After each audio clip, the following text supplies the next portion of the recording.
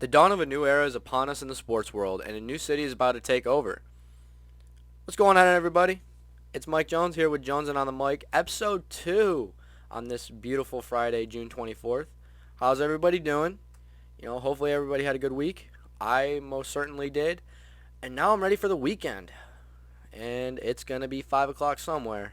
Going to fire up that blender and enjoy this beautiful weather. But first, let's talk on the podcast. My favorite thing to do in the world.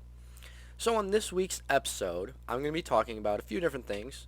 So I'm going to start it off by talking about my quarterback rankings, where I think these quarterbacks will end up at the end of the 2022 NFL season. I went all the way through 36, talked about a couple teams, don't know where they're going to go in the quarterback direction. So I was like, you know what, might as well talk about both quarterbacks that could be in contention for the starting job. And then we're going to talk a little bit about the Detroit Bad Boy Pistons. I mean, they're not the bad boys anymore, but in a couple years they will be because they had a great draft last night. And I'm going to recap that a little bit, talk about some things that I can see in the future happening. And then at the very end, I'll tie it all together, and there's going to be 3 Detroit sports teams I'm going to be talking about because they all have something in common. And the future is very bright for Detroit sports. And the dawn of a new era is upon us. So now let's talk a little bit of football, sports fans. Alright, so with my quarterback ranking list, I will read you 1 through 5. And I made this list on purpose to cause a little bit of controversy with some of you guys. I want to hear you guys tweet at me, DM me on Instagram, do whatever you got to do. I want to hear what you guys like, don't like, agree, disagree with this list. So, you go to @JonesinOnTheMic on Instagram, @JonesinOnTheMic on Twitter, and if you just want to tweet at me and don't even want to give me a follow, that's fine by me. Use #JonesinOnTheMic. Alright, so now, there's 36 quarterbacks on this list. But only one of them could be at the top. And that's Josh Allen. But he's not going to win the MVP if you listen to my last podcast. The reason I have him number 1, he's going to make another big step. He's going to be in the MVP conversation. But he's not going to win. Due to the fact that somebody on this list will put up better stats, but the person who puts up better stats and has the best record and all that is not going to be the best quarterback. I know that doesn't make sense, but talent-wise, when it comes to mobility, throwing the deep ball, accuracies, calling audibles, everything that it comes to being a quarterback, I believe that Josh Allen will be the overall best quarterback at the end of the 2022 NFL season. But like I said, he's not going to win the MVP. He's going to get robbed. And Bills Mafia is going to be mad. They're going to be furious. They're going to be calling for the NFL to give them something. Just praying that this is... they're going to be saying this is another Scott Norwood type moment. And if you don't know who he is, look him up. Bills fans definitely know who he is.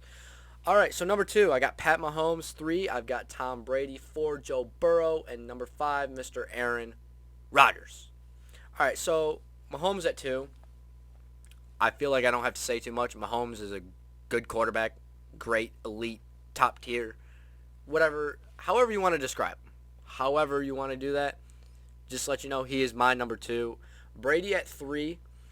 So, people had Brady as the best quarterback this past season. And I love that argument. I mean, the stats are there, but I feel the success level for his team was not. Yes, they ran into the Rams, who eventually, won the Super Bowl.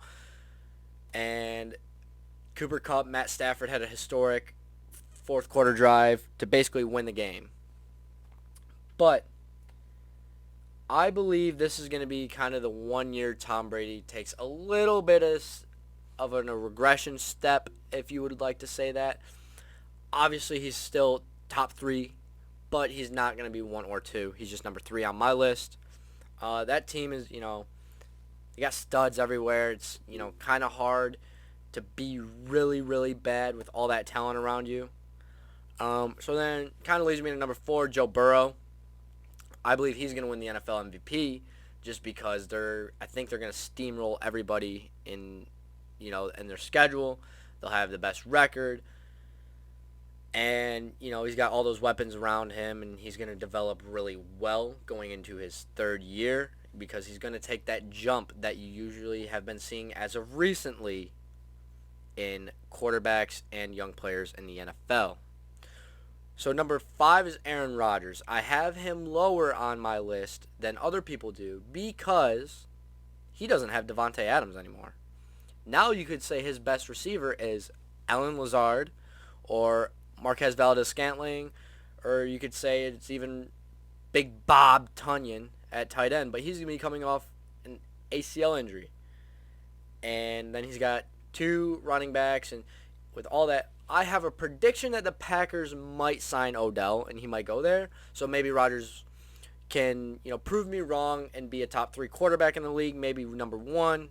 But I believe the former league MVP back-to-back years, it's had a lot to do with Davante Adams. Those two it was like watching poetry in motion. Just the ball placement where Aaron Rodgers could put it anywhere where Davante wanted it, and Davante could create so much separation that sometimes Aaron didn't really have to try too hard to put it somewhere. He was just like, all right, I just got to throw it in a 5-yard radius of Davante because he's going to make the catch because there's not going to be a defender around. But that's why I have Aaron Rodgers a little bit lower, just because he lost his number 1 target. And as of right now, we don't know really who his primary number 1 is going to be. And right now, it looks like it might be Allen Lazard. So it's going to be tough up there in Green Bay for Aaron. So now I'm going to talk about 6 through 10. So I've got Justin Herbert at 6, Lamar Jackson at 7, Dak at 8, Matty Stafford at 9, and Jalen Hurts at 10. All right. With Justin Herbert at 6, he is on a nice little progression. And same thing about Joe Burrow. That 3rd year, I believe he's going to take a big step. Their defense got a little bit better, so they're going to be more competitive and, in games where they probably shouldn't be as competitive, but they're a good team. They got a good young coach. They got all the right pieces to make a serious playoff push. Now, do I believe they'll be in the Super Bowl? No. They're a couple pieces away on the O-line and yada, yada, yada. But they're at least ready to be competitive in the playoffs. And Justin Herbert showed that he can kind of do it all. He's still developing. I mean, he's only going into his 3rd year, so the sky's the limit for this kid, and I'm excited to see what he can do. Number 7, Lamar Jackson. Now, everyone downplays Lamar Jackson as a quarterback, but Lamar has been proving people wrong, and with J.K. Dobbins coming back, it's going to open up their offense a little bit more, and they lost Hollywood Brown, and you might say, oh, that's going to hurt. It actually might help because Hollywood Marquise Brown apparently had a problem with drops last year. I don't know what his deal was. He just, I guess, rubbed his hands with some, greasy popcorn before the game or something, and he kept dropping footballs. I remember in the Detroit game, he was wide open. He was going to walk in for an easy touchdown, and the ball went right through his hands. And I had him on my fantasy team, so that really hurt me that week. But back to Lamar. He's got Mark Andrews at tight end. That's his favorite target. I don't care what receiver you bring in for Lamar. He's going to throw the ball to Mark Andrews. Those two have a great chemistry to them. They love to find each other and make big plays together. Mark will either set a good block for Lamar to run, or Lamar will put a nice ball up there for Mark to snag down for a touchdown or move the chains or whatever. But J.K. Dobbins coming back, he's going to be coming off an injury, so they're probably going to slow play him a little bit, kind of slowly bring him back. But J.K., I think, can open up the run game, so now if the Ravens run read option, they're going to have to focus on J.K. a little bit, and Lamar might have a couple times where they're not worried about him, or they'll be worried about him throwing the ball so Lamar can run. And that's why I have Lamar so high, just because he's so dynamic as a quarterback, not only as a passer, but as a runner. And he's got an incredible deep ball. It's very underrated, but if you can watch some film, Lamar's got a little bit of a cannon on him. Don't sleep on him. So number 8, I have Dak Prescott. Cowboys fans, be mad at me. Whatever. I don't care. Dak Prescott is not top 5. I don't care what you tell me. He is in an offense where they have been struggling to run the ball as of recently with their primary running back, and they have, again, a very good team around Dak, so he's just going to air the ball out. They throw the ball a lot, so the stats are inflated. But Dak's not a winner. I mean, you can maybe blame that on the coaching down there in Dallas. But as a player, sometimes you got to have that mentality like, all right, I got to do this on my own. And so Dak has to make that step. Like, yeah, you had a great rookie season, took the league by storm as a late-round draft pick. But guess what, Dak? You haven't proved too much to me since. You have yet to be in the Super Bowl. You have yet to even be really relevant in the top 5 conversation for me, honestly. But I'm not going to take away from your skill and the fact that you've been hurt the past couple seasons and dealing with that. I hope you get better. I hope you prove me wrong. That's like I said last time, I want everybody to prove me wrong or prove me right. I want everybody to move up, but obviously some people are going to have to fall down. I'm rooting for everybody here. But number 9, I have Matthew Stafford. Coming off the Super Bowl win. Didn't win Super Bowl MVP. I mean, it was clear in a way. It should have been Cooper Kupp or Aaron Donald. But Matt Stafford had a good game. Very happy for him that in his first season, not with the Lions, he wins the Super Bowl. It just proves that the Lions had their quarterback, and they had the teams, and they even had good coaching Caldwell. But the Fords decided, let's, totally mess with what we got going on and just restart. Which, now, I'm not as mad at, but another conversation for another day. Stafford's still a top 10 quarterback in my eyes. That's why I have him at 9. Not top 5, but I believe he's in store for another good season with Cooper Kupp. I believe Higbee will be a big target for him. Allen Robinson is in his first season in LA, so that could be fun to watch. But they do not have their offensive coordinator from last year. But guess what? They got Sean McVay. They're fine. Sean McVay knows what to do. He's got this. And I just pray to God Matt doesn't have a regressing year and people be like, oh, he's a one-hit wonder, blah, blah, blah. Like, the dude's older. He's played for a minute in the NFL. Like, wear and tear is a thing. I mean, he's thrown thousands and thousands and thousands of football in the NFL. Like, he's going to have a little wear and tear to him. But guess what? That's life. And he will adjust, and they have the offense to do that for him. More check down throws, short routes, anything like that. Just keep the ball moving. Just keep the ball moving, baby. And they got Cam Akers back, so they can balance out their offense a little bit more. And so at number 10, I have Jalen Hurts. I believe, I might be hopping on this trend too much, but I think Jalen Hurts is going to make that jump. I believe the Eagles can get the best of the Cowboys, and Jalen Hurts is going to be the reason because he's dynamic. I see a little bit of Lamar Jackson in him from time to time, but obviously they're not the same person, not the same player. Like, everybody is their own player.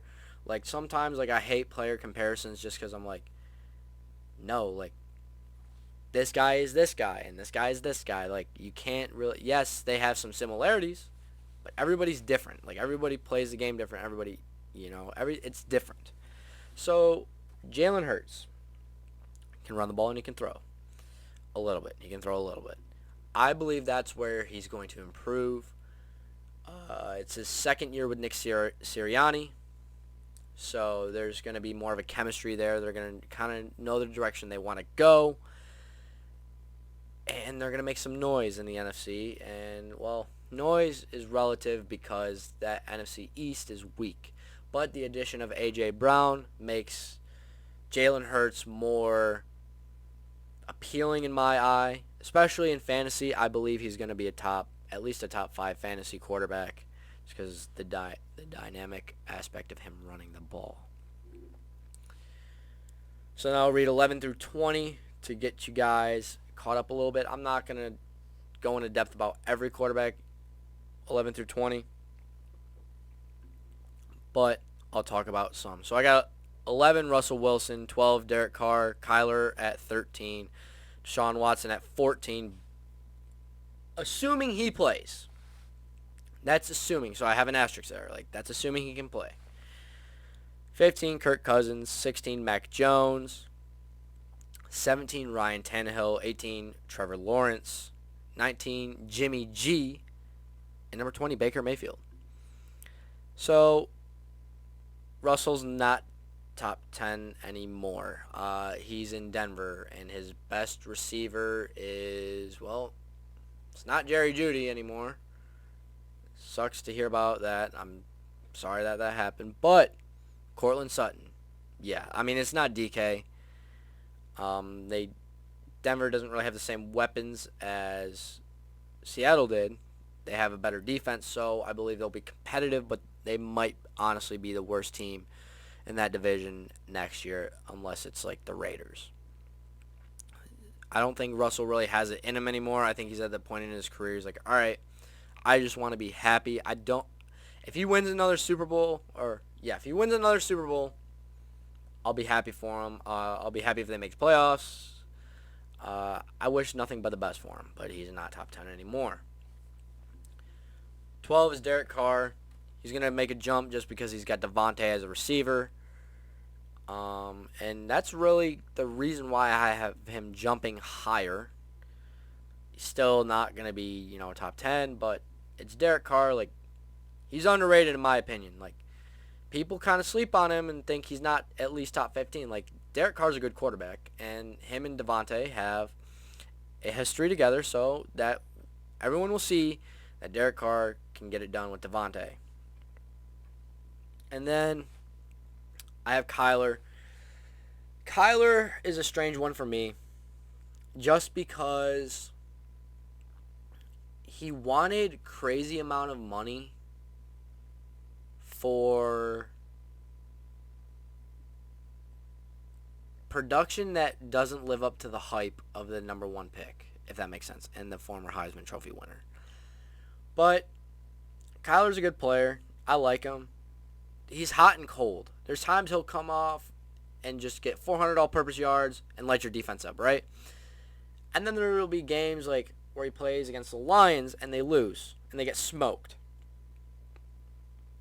Like, I think there's something off with him in their front office, obviously, because there was that whole thing. But hopefully he can stay in Arizona and him and DeAndre can, form that connection again, because last year they were a little off towards the second half of the season. They started off hot, and then after that it wasn't really the same. So that's how I feel about Kyler Murray. So assuming that Deshaun Watson can play, he'll be the number 14 quarterback on my list. He'll have Amari Cooper. He'll have 2 good running backs behind him, great offensive line in front of him, great defense on the other side of the ball. Like, Cleveland's in the spot. Like, they're ready to win now. They have the team. They have the tools. But the problem is they've been missing a quarterback. So that's why they went out and got Deshaun. But, I mean, I believe the NFL is going to try to suspend him for the full year. So that leaves Cleveland in a very hairy spot that they did all this effort to try to win now, and they're going to get the door slammed right in their face. But I'm 50-50 on the Deshaun Watson situation. I don't lean really one way. I'll let, the people that get paid to make those decisions get paid that money for a certain reason. And I'm not one of them. So it's not my job to sit here and delegate whether he's able to play or not and if he's right or wrong or whatever. I don't know the full story. I don't know what happened. So it's only fair that I don't assume. and I let the chips fall where they're supposed to fall. I'm not going to interfere. So 15, I got Kirk Cousins. He is in a season with a new GM and a new head coach. New coach is offensive minded, so he's going to have Justin Jefferson, and they're probably going to be throwing the ball a lot. And then don't forget about Adam Thielen. Great route runner, great, just secure ball catcher. Like, he's going to be able to just haul in the passes that need to move the chains, and then Justin Jefferson will blow the top off. And their offense is pretty lethal. They got the weapons. Offensive line needs a lot of work. But Kirk will put up the stats. He'll win. He'll be about 500 as a starter. But they're not going to be making too much noise. Mac Jones, I think he's just like a league average quarterback at the end of the year. He's in a system to where they don't want Mac Jones winning the game and they don't want him losing. They just want him to be a component of them moving the ball and putting them in situations where their other playmakers will help them win the game. You can go back to that Buffalo game last year. He didn't throw more than 5 passes, and they found a way to win just by running the ball. And I like that about Belichick. He's like, all right, I got a quarterback that's serviceable. I'm not going to try too hard to make him a superstar, and I'm not going to, downplay him. I'm going to play to his strengths. I'm going to do what I need to do, and I'll adjust as a coach, which is great. And he's a good system quarterback, and that's how I feel about Mac. Ryan Tannehill at 17, he's going to regress a little bit just because him and Malik are having that controversy. I did not put Malik on this list just because reports are saying that Malik probably won't even play really this first year, but I don't know. Ryan is an okay quarterback, but Derrick's coming back. Derrick Henry's coming back, so they're going to be running the ball more, and Ryan Tannehill is average for me. Trevor Lawrence at 18. They got rid of Urban Meyer. They brought in Doug Peterson, and I feel like that's going to be the quarterback that kind of pushes Trevor a little bit more. He's going to get a little something out of him. They're going to build something down there in Jacksonville to where they're competitive in that AFC South, but they're not really going to be winning the division anytime soon. They have actually some receivers down there in Jacksonville now because they decided to pay Christian Kirk an absurd amount of money. Hey, kudos to Christian Kirk's agent. I need to find out who that guy is.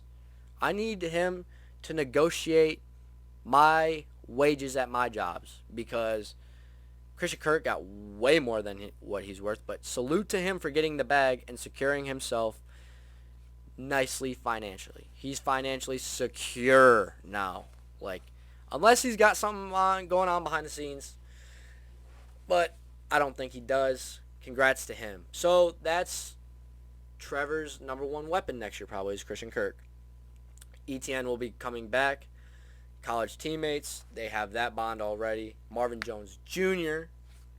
is going to be a factor, I think, for them. Just because I feel like they're going to kind of gravitate towards each other.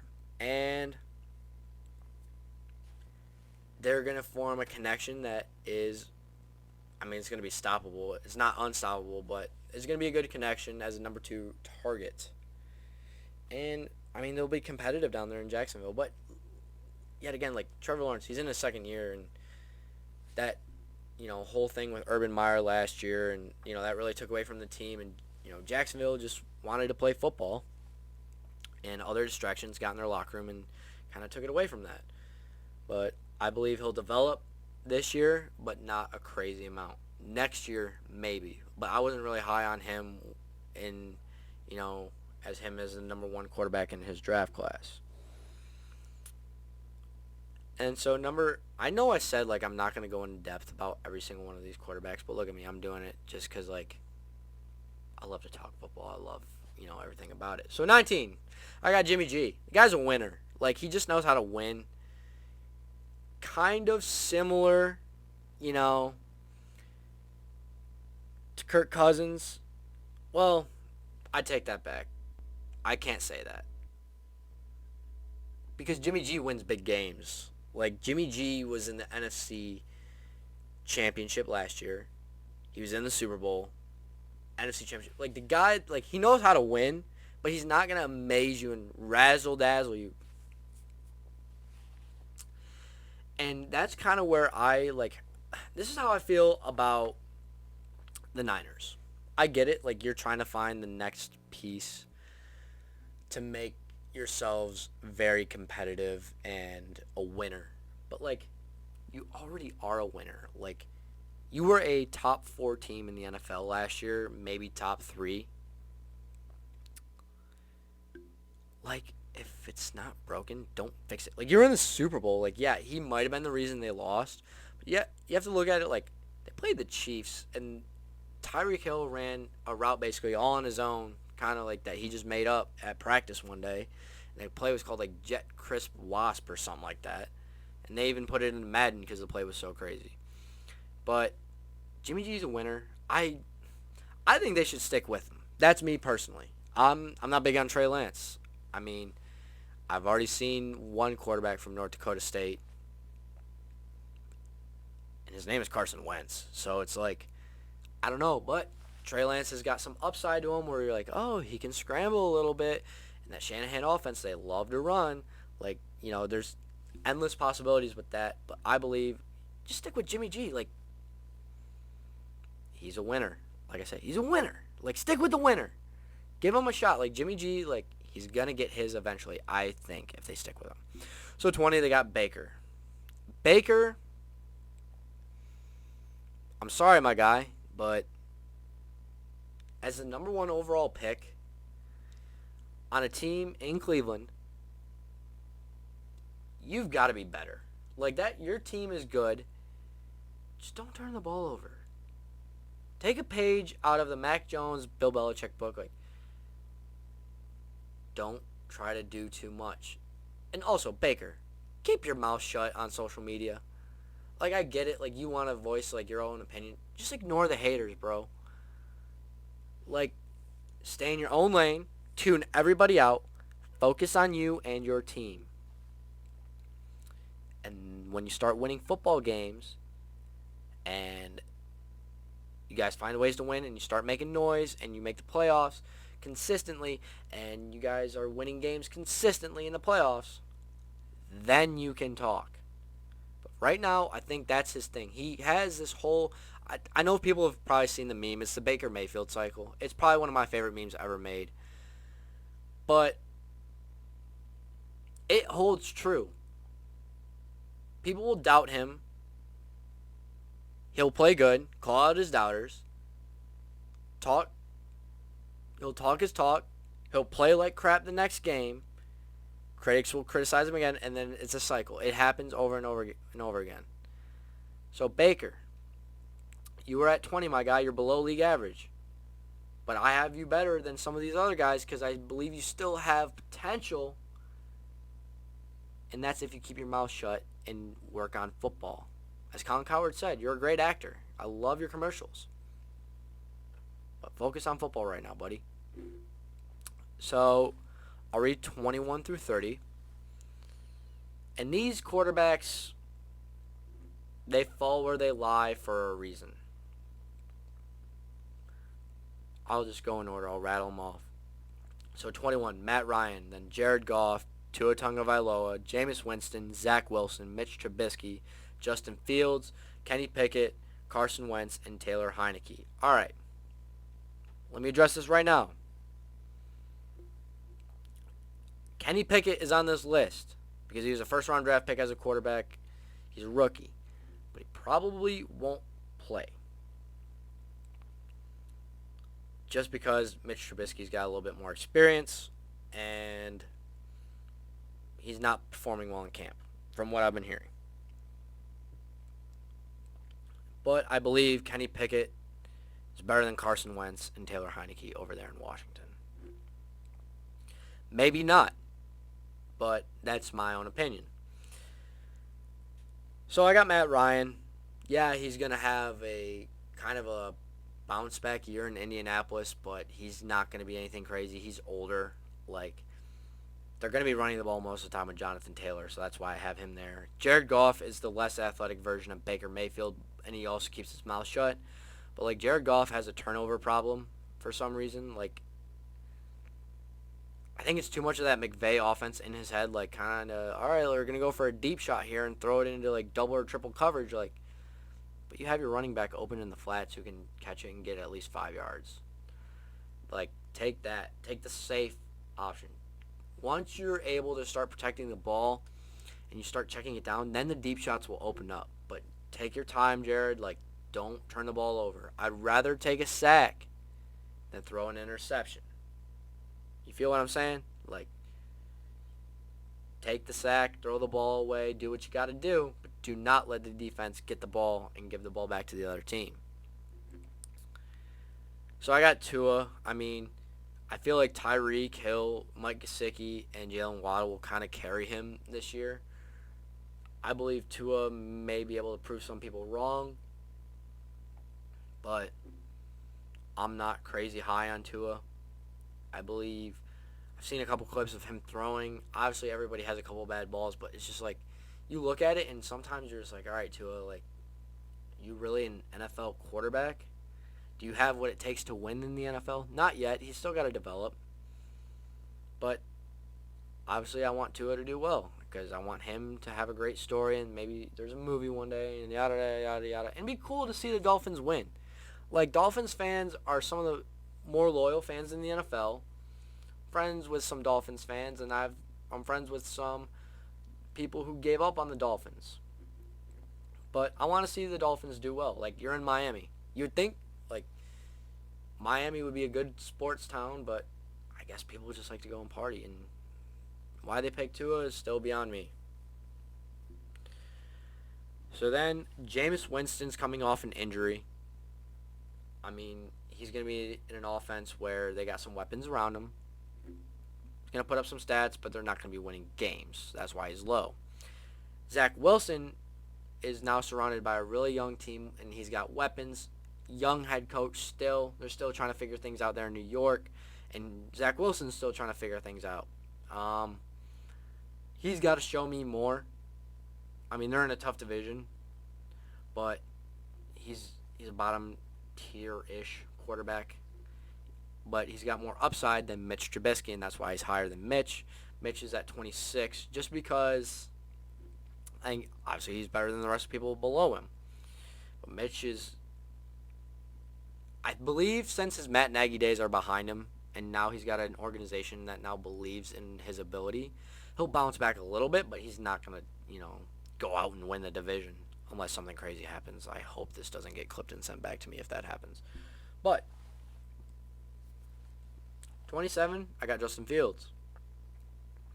Matt Eberflus is the head coach in Chicago, defensive-minded coach. The Bears have made some questionable moves where they're not going to be competitive, and then Justin's probably going to be scrambling for his life again. He's going to be in trouble, and all this, yada, yada, yada, and his receivers aren't, as good as they should be, or they haven't put weapons around him. I think his development's going to be very, very, very slow. It's going to take him a while to figure it out, I never really figured out the whole playing aspect of college football because, it was fast, and there was so much being thrown at me, I couldn't figure it out right away either. It took me some time. So then, Kenny Pickett, we already kind of talked about that. Carson Wentz, he's Carson Wentz. He's at 29 for a reason. He's now on his third organization, and I don't feel like he's going to be that good. Terry McLaurin's going to be frustrated. So then, now, there's Taylor Heineke. So those two are going to be battling for the job. I personally, if I'm Washington, start Heineke over Wentz just because the team is already comfortable with Heineke. But you also traded for Wentz. Why? I get it. Heineke is not the answer down there in Washington, but neither is Carson Wentz. He's literally not that much better. They're probably about the same in my eyes. Dumb move, Washington. Dumb move. So 30 through 36, these are the bottom, 31 through 36. These are the bottom quarterbacks. I got Davis Mills, Trey Lance, Teddy Bridgewater, Drew Lock, Marcus Mariota, and Sam Darnold. Sam Darnold is awful. Well, okay, I take that back. He is the 36th ranked quarterback in the NFL, in my opinion, at the end of the 2022 NFL season. I mean, I don't got to elaborate too much. Marcus Mariota, he's down there in Atlanta. He's going to struggle. Drew Lock's in Seattle. That's going to be interesting to watch because DK is going to get very, very pissed off. And I want to see how Drew reacts. Teddy Bridge H2O, Teddy Bridgewater. He's all right. He's a good backup quarterback. That's what he is. Trey Lance is probably going to sit the bench for a little bit just because Jimmy G's a winner. But the upside is there. I got to see more of Trey Lance. It's just his time hasn't come yet. And then Davis Mills, like, he's down there in Houston. You feel bad for the guy, but at the same time, like, the guy just wants to play football. Davis Mills, is he really going to be the starting quarterback for the Texans? He might be. Or it might be Tyrod. Or I don't know if it's going to be Tyrod. I don't even know if Tyrod's down there in Houston. But yeah, Davis Mills could do it. Nope, Tyrod is... He did play for the Texans last year. Now Tyrod is with the New York Football Giants. The more you know. But yeah, Houston, I don't know what they're really going to do for quarterback, but that wraps up my list. I'll read it one more time. So at number 1, Josh Allen. Then Mahomes, Brady, Burrow, Rodgers, Herbert, Jackson, Prescott, Stafford, Hurts to round out the top 10. And then 11 through 25 is Russell Wilson, Carr, Murray, Watson, Cousins, Jones, Tannehill, Lawrence, Garoppolo, Mayfield, Matt Ryan, Jared Goff, Tagovailoa, Jameis Winston, Zach Wilson. And then 26 through 36 is Trubisky, Justin Fields, Kenny Pickett, Carson Wentz, Heineke, Davis Mills, Trey Lance, Teddy Bridgewater, Drew Lock, Marcus Mariota, and Sam Darnold. That is my list. That's how I feel about it. And like I said before, you want to talk to me about it? You know where to reach me. At Jonesin on the mic on Instagram and at Jonesin on the mic on Twitter. Use the hashtag, send DMs, do whatever you got to do. Let's debate this list. So now we're going to be talking about the Detroit Pistons. All right, so now I'm excited. Let's talk a little bit of basketball. All right? Yeah, I'm a huge basketball fan. And I'm excited to talk about basketball on this podcast. So now, last night, Mr. Troy Weaver, you surprised me, my man. Great draft day trades. Similar to what Brad Holmes did, and that's what I'm going to talk about a little bit later. But right now, let's talk about the 5th pick. Jaden Ivey, the 6'4" guard from Purdue. We got him at the 5th pick, and you know why? It's because he said he didn't want to play in Sacramento, and he'd rather play in Detroit with Cade. All right? Let's form a lethal backcourt. I believe Ivey is a steal at 5. Now, I thought they were going to go Keegan Murray. But obviously Keegan Murray went to the Kings because Ivey didn't want to play in Sacramento and blah, blah, blah. But been doing some research on Ivey. So obviously, 6'4" guard from Purdue. He was first team All Big Ten and second team All American. I'm rattling that off the top of my head. I might have to be fact checked later. But I've seen 2 different comparisons for Ivey. One of them I really like. And the other one is probably more realistic. But, like I said before, you can't really compare players because no one is the same. So, one of the comparisons is that he was compared to Victor Oladipo. They might have similar career path, trajectory. They might play a little bit the same. Because I remember Victor Oladipo when he was at Indiana. In what year was that? 2012? So he got drafted in 2013, I think. Somebody fact check me on that as well. Victor Oladipo was an athletic freak. Remember, dude was in the dunk contest. Like, he was a good player, but he never really lived up to the hype that was around him. But the other comparison is Ja Morant, and holy smokes. I believe they only compared him to Ja Morant because of Jaden Ivey's like finishing ability around the rim. Like the dude can take off, can finish above the rim with a thunderous dunk, or he can like sauce you up with a little bit of jelly on his layup. Little little kiss off the glass and knock it home. But what I like about Ivy is he's a very athletic guard who can attack the rim. So, this is what I was thinking. In Detroit, it's going to free up his teammates just because of the attention he's going to draw at some point, just because he's going to be attacking the rim, attacking the rim, attacking the rim. Sadiq Bey is going to be sitting in that corner. His defender might come help the drive. Jaden can get a quick kick out to Sadiq, and that's a corner three that he's not missing too many times. So that's why I like this pick, just because like he wasn't the crazy playmaker at Purdue. He only averaged 3 assists last year, but his playmaking improved, and at the NBA level, like that will improve if he puts the work in. Same with his defense. Like I think his defense needs to improve if he wants to stay in the league. That's the number one way guys will have jobs in the NBA. If you can play defense, you'll find yourself a spot on the team. Like it's that simple. You can score the ball all you want, but if you can't stop anybody, you're just negating what you're doing on the offensive end. So what I want to see him do is improve his playmaking, but he's going to be surrounded by a good young core in Detroit where they will all grow together. They'll, and since like he wants to play in Detroit with Cade, like that is going to be a crazy 1-2 punch. Jaden can bring the ball up, or Cade can bring the ball up, and give defenses nightmares on the other end of the floor, figuring out, all right, how do we want to play this guy and how we're going to play this guy, all right, and blah, blah, blah. And you might get it mixed up, free bucket here and there. But those two together in the backcourt is going to be fun to watch. Yes, that means Killian Hayes will probably get pushed to the bench unless Killian starts the year starting over Ivy just because he's a rookie. But with the 5th pick, you probably would want to start him. So I already kind of touched it. Like defense, it's going to be improved, I hope. But that's the thing, as time goes on, he's going to figure out the speed of the NBA. Like, it's a whole different ball game.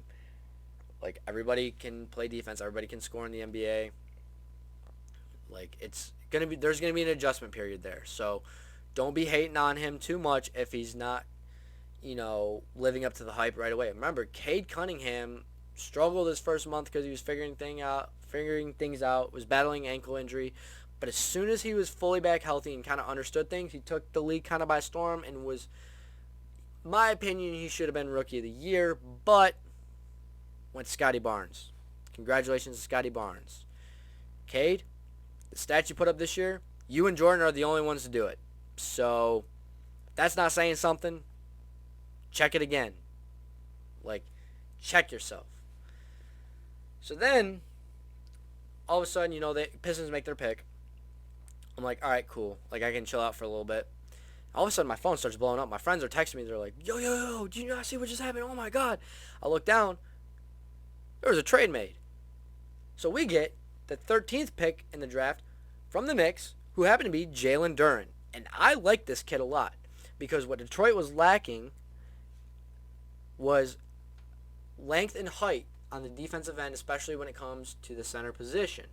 So Jalen Duren is a 6'11 center, right? Like, he's not a 7-footer, but he's 6'11, taller than what Detroit had. I mean, Isaiah Stewart, I think, is 6'8, maybe 6'9. But, like, at the center position, you need a little bit more size. But his wingspan is 7'5. And people are comparing him to Robert Williams and, like, what he did for the Celtics. They think he can do that for the Pistons eventually. But in college, he averaged 12 points a game, 8 rebounds, and 2 blocks. So this guy is a paint beast. That's what I like about him. He's a paint beast. He's not like one of those new age centers, but like he's an elite level paint defender. And that's, I feel like Detroit needed that, and that was a great trade by Mr. Troy Weaver. Thank you. That was awesome. I loved it. There's not a whole lot I can say about Jalen. He can finish inside the rim, elite shot blocking ability, and he's in the paint. That's where he's best at. Like, keep him in the paint. Don't stretch him out just yet. Yes, he can shoot the close shot a little bit, but like, don't stretch him out just yet. That will come over time. Like, let him figure that out, but let him play his game, because I feel like he complements the Detroit offense now so nicely. Because like, you think about it, you got Cade, you're gonna have Ivy starting, you're gonna have Sadiq Bey starting. Isaiah Stewart might play the power forward because Bagley's pretty good off the bench. And if Detroit decides to pursue DeAndre Ayton this year and get him in free agency, like, that's their starting five. Like, they got shooters all around where Ayton can shoot a little bit, but I would rather him just sit in the paint, grab rebounds, get putbacks, catch lobs, do that, and that's what Jalen Duren's kind of going to do. So I hope those two can work together and, progress together. So then potentially off the bench, that means Bagley, he's going to be a sixth man. Killian comes off the bench, and then obviously part of that trade was Kemba Walker, but they're probably going to buy out his contract just to send him to free agency. But that would be nice if he was another guard coming off the bench. So then Jalen Duren comes in. And then I've heard some rumors that the Detroit Pistons are trying to trade for Gordon Hayward, which would be good veteran experience, because if you look at that team, if you listen to it, like, that's a young team. It's a young core. And that's kind of a trend with the Detroit sports teams now. And you know what? I'm for it. Like, get the whole city rebuilding. Like, eventually, the future's bright for all Detroit sports. And guess what? It's going to be the dawn of a new era. And I hope this gets clipped for when Detroit does make that jump and they are that sports town again. And it's going to be a great... I enjoy being a Detroit sports fan sometimes. But when they get, like, really good, then I'm going to be screaming from the mountaintops. I'll be so happy. But Weaver, Mr. Troy Weaver, Brad Holmes, and Stevie Eiserman. 3 great GMs for all Detroit sports. They drafted young. They're bringing in good young talent. That's the thing. That's the thing that kind of, like, separates, like, the Kings are, like, for example, Sacramento's in the lottery all the time. And there was, like, the little side-by-side of their pick and then their next pick right after that. Like, they were one pick away from greatness. So I believe these 3 GMs are going to be able to get it done. Mr. Avila with the Tigers, I still have yet to see something. I believe now they're in a full rebuild, which they've also got some good young talent, but I don't think it's really at the level yet of what these other 3 teams are doing. And the thing that I like about Brad Holmes and Troy Weaver, like, Brad Holmes in his second draft ever pulled off a pretty damn good trade to get the best receiver in the draft. And no one touched him just because he's going to be coming off an ACL injury, which is a big red flag. But at the same time, if it works out, everyone's going to look at Brad Holmes as a genius. And what I like about him is he's building a team down there where they just want football players. They want to get guys that love to play football, and that's awesome. I'm really excited for the season to start.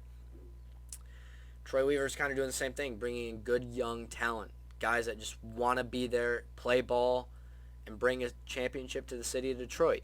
It's been a while. It's been since 2004. I was 3, and I don't remember a lick of it because I didn't watch it. I was too young to watch it. I'm 3. And I want to see something. I want to see a Detroit sports championship in my lifetime. Well, I'm at least older and able to appreciate it. I saw the Red Wings, but I remember that time was awesome. I didn't understand, I understood, it was a great thing, but I didn't fully appreciate it just because I was so young. But the guys making the big splashes on, draft day, with trades, that shows me, I'm like, okay, these guys are ready to move. They know what they're doing, and they're pulling off good deals. They're pulling off good deals. I don't think I've seen a trade yet where I'm like, all right, you shouldn't have done that. I honestly thought Detroit was going to trade out of the 5th pick last night just because, Ivy wasn't going to be there, and I thought they were going to draft Keegan Murray, and I wasn't huge on him, but obviously Sacramento was. So we got Ivy. I'm excited to see what him and Cade are going to be able to do. I'm excited to see, the culture that Dan Campbell's going to build down there with the Lions. And then the Red Wings, I mean, they just had the Rookie of the Year in Mo Cedar. Like, the Red Wings are going to be a good team, and not enough people are talking about it. Just because the NHL isn't super, like, relevant in American sports.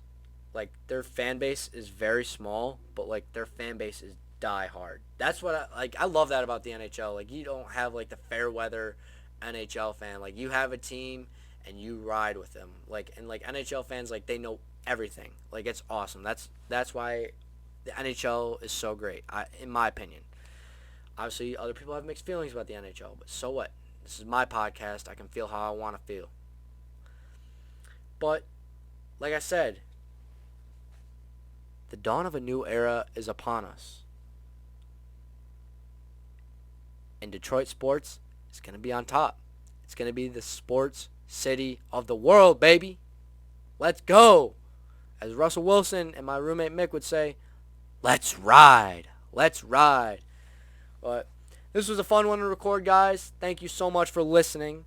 Again, connect with me on socials at Jonesin on the mic, on Instagram, on Twitter. Tweet at me at hashtag Jonesin on the mic. DM me. Shoot me some questions. Put a comment on an Instagram post. I want to hear what you guys have to say. Like, I want to interact with some of you guys. And till next week, this is Jones signing off. Peace.